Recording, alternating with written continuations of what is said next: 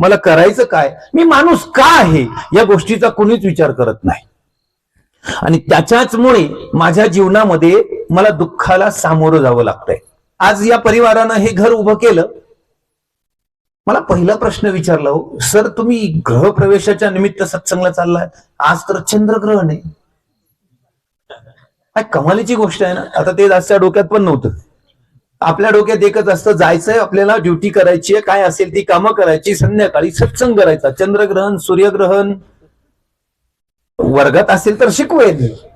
इथे मला चंद्रग्रहणाचा काय उपयोग आहे? चंद्रग्रहण आहे ते कुठे आहे? ते यांच्या घरामध्ये येऊन करणार काय आहे?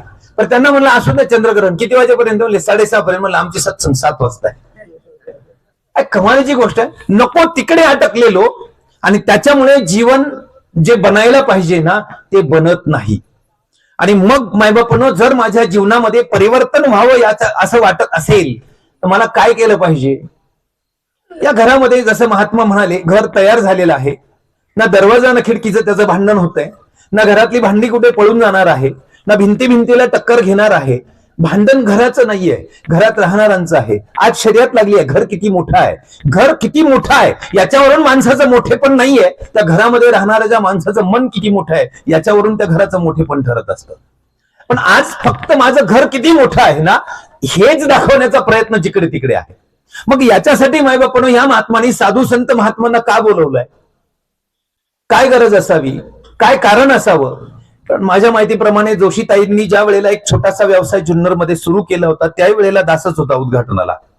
आपण त्या स्टँडच्या बाजूला तिथे होतं काहीतरी गाळ्यामध्ये. आता बसल्या बसल्या आठवलं, त्या तहसीलदार ताई म्हणाल्या की जुन्नरमध्ये आल्यानंतर मायबापांनो ध्येय जर माझं काय मला कळालं ना, भौतिक सुख ही आपोआप येत जातात तो, पण मला नेमकं कळायला पाहिजे माझ्या जीवनात मला नेमकं काय करायचंय. नाही कळलं तर त्याचा काहीच उपयोग होणार नाहीये.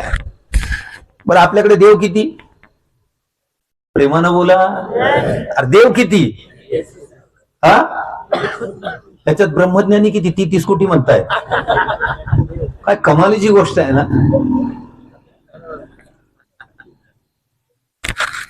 अहो एक व्यक्ती बाहेर निघाला होता म्हणून त्यांनी घरच्यांना विचारलं पत्नीला, अगं काय आणायचंय का? ती म्हणली बघा तुम्हाला काय जमत बाजारात फिरून या. तो गेला, आंब्यांचा सीझन होता, त्यांनी 1 डझन आंबे घेऊन आला. 1 डझन आंबे आणले आणि घरामध्ये दिले. तर पत्नीने विचारलं किती आहेत? 1 डझन. नक्की 1 डझन आहे का? अगं म्हणाले मग मी काय कुठं असं तसंच घेऊन आलो का? बरोबर 1 डझनचे पैसे दिले, एकच नाही म्हणले माझा तुमच्यावर विश्वास नाही. जी सतत संदेह घेते पत्नी तीच असते. म्हणजे तुमच्यावरती विश्वास नाही म्हणले मोजून द्या. त्याने बिचारीने आपली पिशवी खाली केली. 1 डझन मध्ये किती आंबे? शिकवलेलं दिसत. 1 डझन आंबे होते. 1 डझनामध्ये आंबे 12. त्याने खाली ओतली आणि पत्नीला मोजून दाखवत होता. 1 आंबा घ्यायचा आणि म्हणायचा हा किती झाले? 1. परत दुसरा घेतला, आता हा. अरे आंबे 2 कुठे?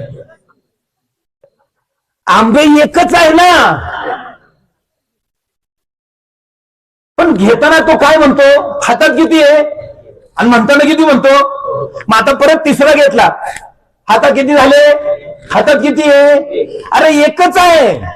एकाच आंब्याला तो 1, 2, 3 म्हणतो. देव एकच आहे, दुसरा देव नाही. हे जर कळलं तरच ते कळलं आपला तो देव.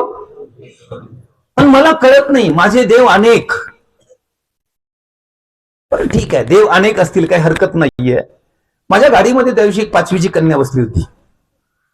तिने हात केला, छोटीशी होती, बॅग होती. म्हणलं स्कूल बॅग आहे, ही नक्की शाळेत चाललेली असेल. शाळेत होती ती. म्हणली सर मी तुमच्याच शाळेत आहे. तर माझ्याकडे 5वी ते 12वीचं आहे माझं शाळा कॉलेज. आणि मग तिने मला प्रश्न विचारला की सर मी बऱ्याचदा तुमच्या गाडीत बसले, तुमचं लक्ष नसतं कारण आम्ही बऱ्याच असतो मुली. हा फोटो कोणाचा आहे? माझ्या गाडीमध्ये बाबाजींचा फोटो आहे. म्हणलं 5वीला मुलगी आहे, तिला काय कळणार आहे? तर मी म्हणलं बेटा हा माझ्या सद्गुरूंचा फोटो आहे. सद्गुरू काय असतं? तिला मग विचारलं मी कोण? ती म्हणाली सर. आता म्हणलं बाळा जागाच नाही, मी कुठे सद्गुरू म्हणजे कोण? तुम्ही काय म्हणता त्याला? ती म्हणाली गुरु गुरु. मग म्हणलं गुरु काय करतो? तिने खरं तर म्हणायला पाहिजे होतं गुरु गुरगुरतो.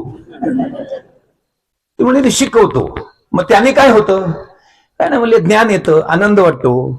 म्हणलं बाळा मग जसं मी तुझा गुरु तसे हे माझे सद्गुरु. मग ते काय करतात? म्हणलं ज्या वेळेला तू घरी जाते, दुसऱ्याच्या घरी जाते की तुझ्या, त्यामुळे मी माझ्याच घरी जाते. तुझ्या घरी गेल्यानंतर तुला काय वाटतं? ती म्हणली सवरले आनंद होतो, मी पहिले झोपून घेते. मग तुला आनंद वाटतो का तुझ्या जीवाला? ती म्हणली मला तसं नाही कळत, पण मला लय आनंद वाटतो. म्हणलं बाळा जसं तुझ्या घरी गेल्यावरती तुला संध्याकाळी दररोज आनंद वाटतो ना, तसं या शरीरातनं एखादा माणूस मेला तर काय जातं? ती म्हणली आत्मा. कुठं जातो? ती म्हणले मला नाही माहिती. म्हणलं बाळा जसं तू संध्याकाळी घरी गेल्यानंतर तुझ्या घरी जाते, तुला आनंद होतो, तसा एखादा व्यक्ती मेला त्याच्यातला आत्मा गेला ना, तो आत्मा जिथून आला तिथे जातो, ते ठिकाण दाखवण्याचं काम हा माझा सद्गुरू करतो. सत्संगजी आता दासला असं वाटलं होतं की एवढी छोटीशी कन्या आहे, तिला पुढे काय कळलं? ती पुढे म्हणते सर हे ज्ञान आम्हाला मिळेल का हो? काय कमालीची गोष्ट आहे ना. उद्या तिथे दासच्याच उपस्थितीमध्ये कार्यक्रम आहे. हे सत्संगजी हे प्रत्येकाच्या ना मनामध्ये हे प्रश्न उभं राहिलं पाहिजे की मी कोण, मला जायचं कुठे, मला करायचं काय, मी माणूस का आहे. एक साधा प्रश्न विचारू.